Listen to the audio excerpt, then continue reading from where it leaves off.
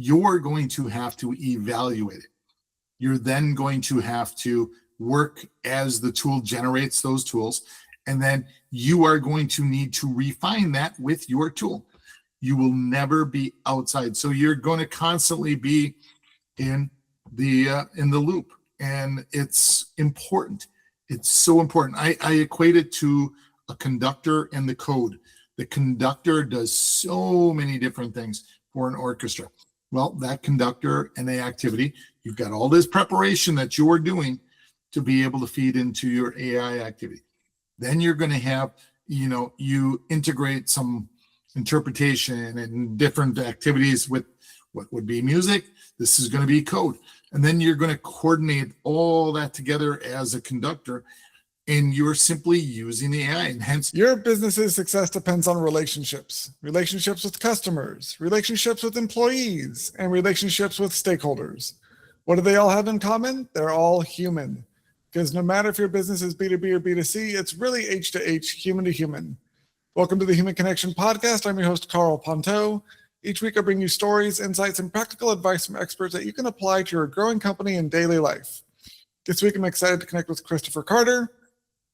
With over 35 years of experience in the IT industry, he is a visionary and passionate leader who drives innovation and growth for Arroyo Inc.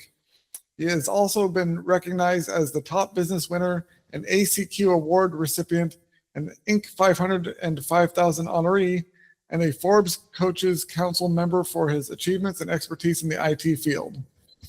He has been at the forefront of the technology revolution, creating the first SAP cloud ever used by an SAP client in 2005, and the first SAP HANA production cloud.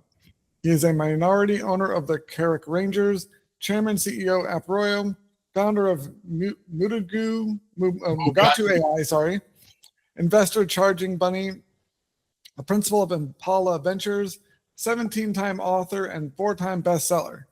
Congrats on all your successes, and welcome to the Human Connection Podcast. Oh, I feel like I should give you a throat lozenge for saying all that in one breath. That was pretty damn good, Karl. Thank you. I'm really glad to have you on the show, and it's lots of exciting things you've accomplished, and I think it's really interesting what you've been talking about lately, which is one thing I'm really excited to have you on the show about, is how people can adapt their thinking and their minds and to maintain control over what's going on between AI and humans in the workplace and in the world. And just, I think you'll be a great person to share some insights on how you see that relationship working and how to make sure people are still in control of things as it progresses. I'd love to hear more about your thoughts on that. Well, I appreciate it, and thank you for having me, Karl. It's a pleasure. I think of humans and AI as kind of that symbiotic relationship. I made the reference point a couple of weeks ago about Avatar. Avatar, they take their long hair and they put it into the flying dragons that they have, and they become one, and it's a relationship that they have until each one passes on. Well, for me, it's bigger, better, faster, stronger human beings, us, with the use of AI that will become bigger, better, faster, stronger artificial intelligence. And it's really about us as humans.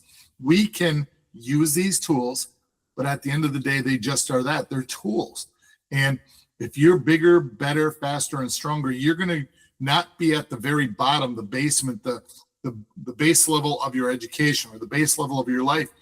You're going to be a level above, and you're going to be the one that's going to understand what prompting is. You're going to understand LLMs and SLMs. You're going to understand what you're trying to build.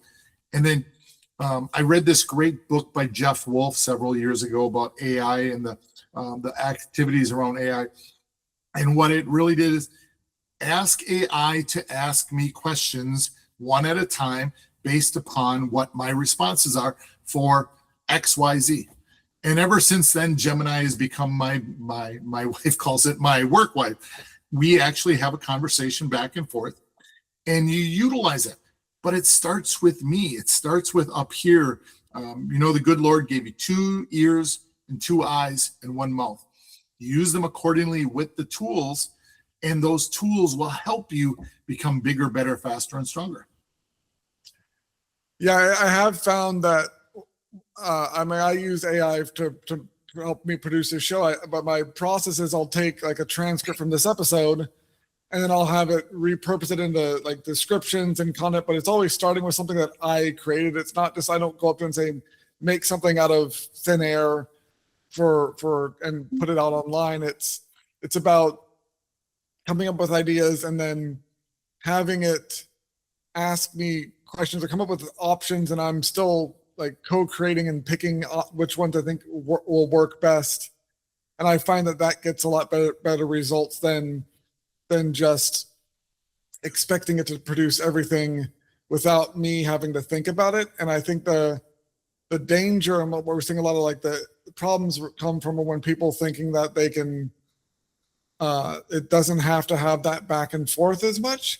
And I think there's some things I've seen where it can automate a lot of the rote tasks or do some of the like data analysis stuff, and a lot faster than as long as you're kind of checking in on it afterwards and see that it makes sense, then it's fine. But I think the mistake is people wanting to offload all their thinking to it. I fully agree. You know, that's I actually did a presentation just a while back, and I talk about those types of concepts where the 20 jobs most likely to be replaced by AI. But then I also talk about the 20 jobs that are going to grow because of AI and what you need to do and where you need to go and how you need to be a part of the growth structure within that. And there's, you know, the real story behind AI is not it's going to take over the world and it's 2026 and this is the year of the Terminator. Well, what it really is, it's the better question that people need to be asking AI is which parts of my job are repetitive and how do I move above that layer? How do I, as the human, move above that? And that's why I made reference early about taking that step up. You know, I'm very blessed. Last year I did 50 some speeches at universities. I spoke at different trade shows and everything. And when I go to the universities, I ask these kids, what are you doing to prepare yourself for what I need? What is it? How are you leveling yourself up? And it's funny, I got into an argument with a professor at one of the schools, and I won't say which school, but let's just say it's on the East Coast. And I said, you're not doing these kids any favors. I need kids that are a level above what I don't care about reading, writing, arithmetic. I can take a high schooler with basic reading, writing, arithmetic who has worked for 30 days building up his AI knowledge or her knowledge and take them and I can move them forward. As long as they've got passion, they've got the ability to understand what artificial intelligence does and how it uses, and they are the ones that are leveling up. They are the bigger, better, faster, stronger, not the tool. And the professor and I went back and forth, and he's like, no, that's cheating. I said, no, it's not. So you and I, Karl, you're probably about 10 years younger than I'm 56. You're probably in your 30s and 40s. 39. There we go. Perfect. So do you still remember the Encyclopedia Britannica? Yep, my parents had a whole like volume that took up a whole shelf on the thing, and I had to like do research and look up things in it and like cite sources and stuff. And so I'm old enough to remember that. I'm also old enough to remember beginnings like dial-up modems and all the early stages of the internet and all that stuff. Yeah. Excellent, because that's exactly where I'm driving to with this professor. I literally asked them, and I have a really, really awesome friend here in my area who's a school teacher, and they've got the same philosophy. AI is cheating. And I say, no, you're looking at it through the wrong lens.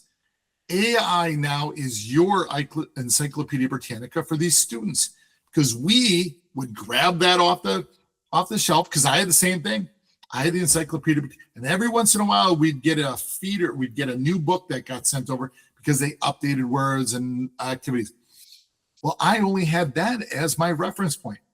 Well, students now, because they have this up here, they can literally go to their Encyclopedia Britannica, which is AI. I'm doing a report on XYZ. Talk to me in regards to capital solutions for oil and gas.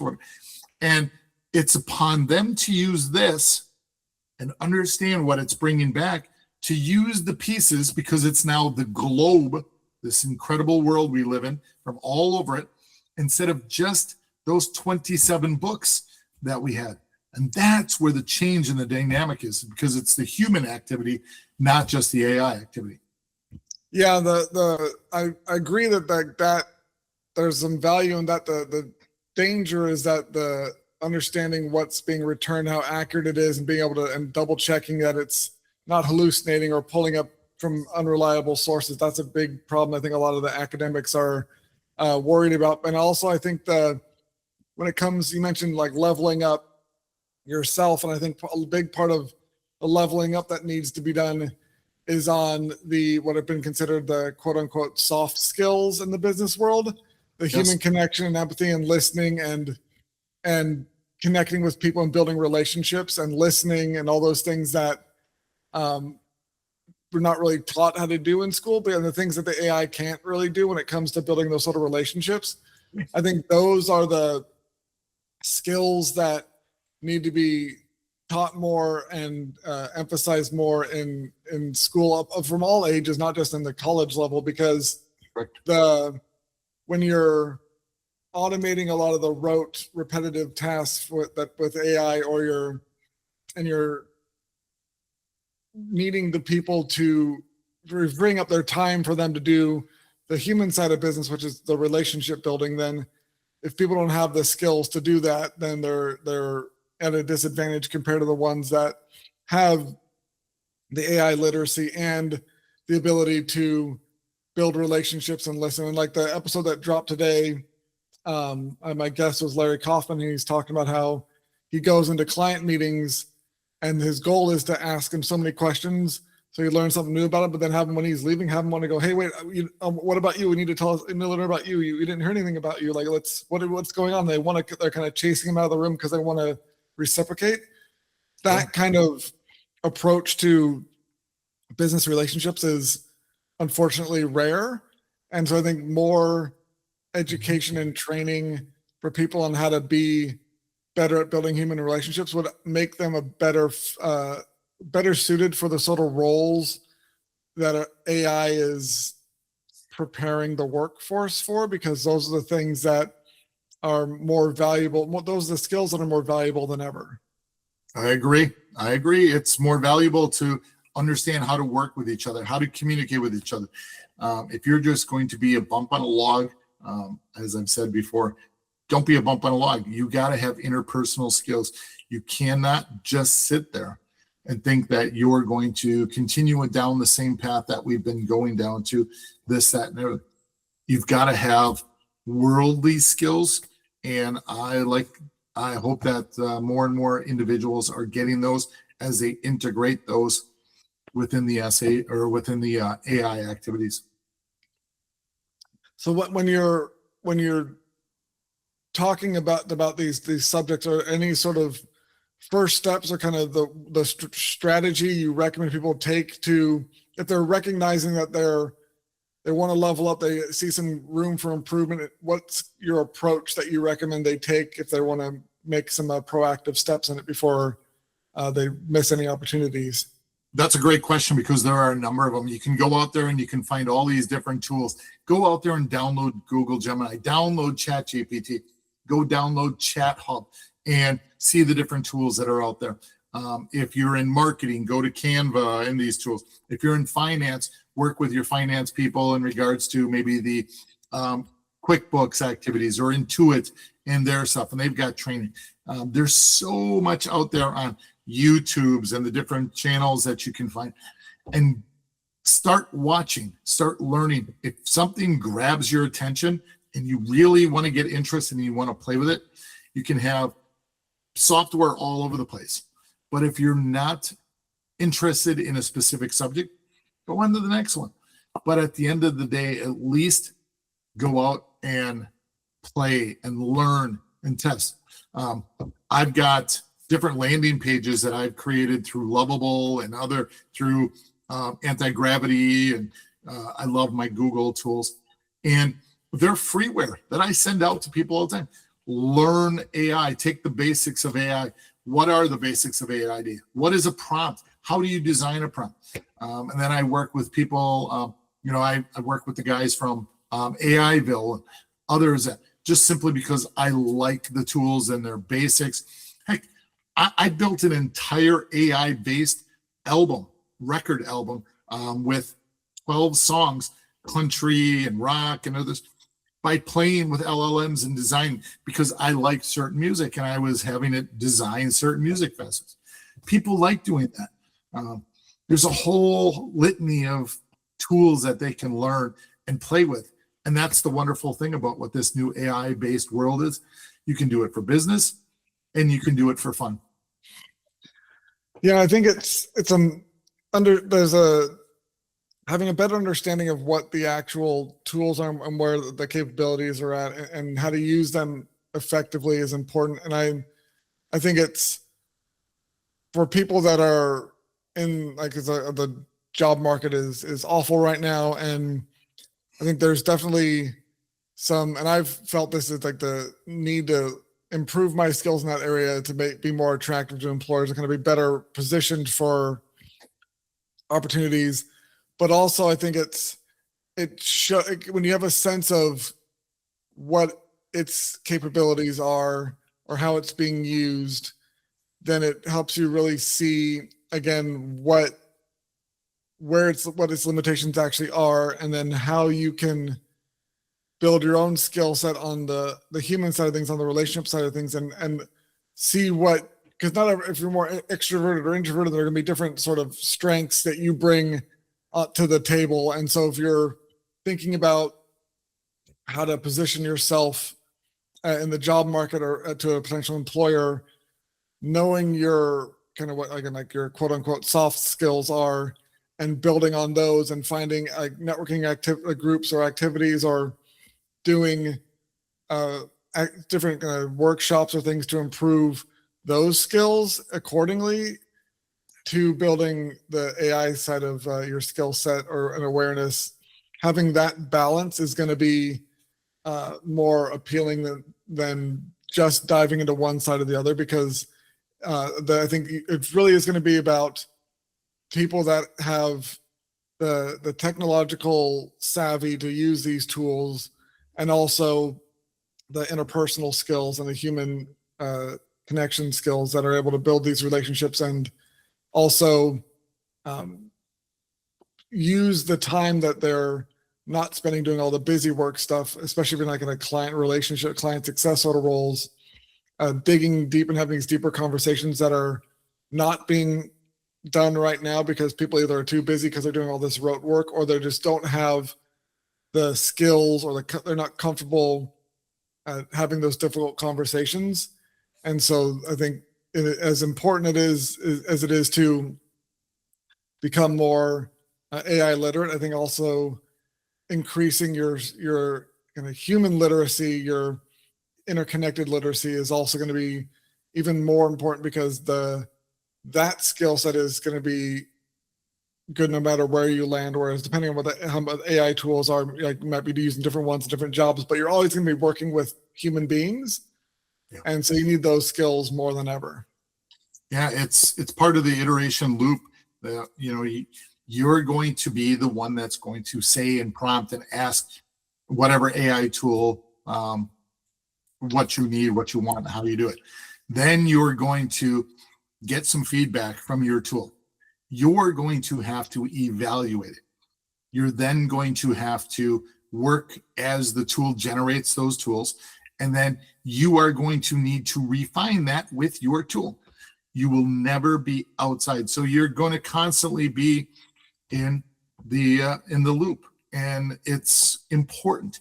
It's so important. I equate it to a conductor and the code.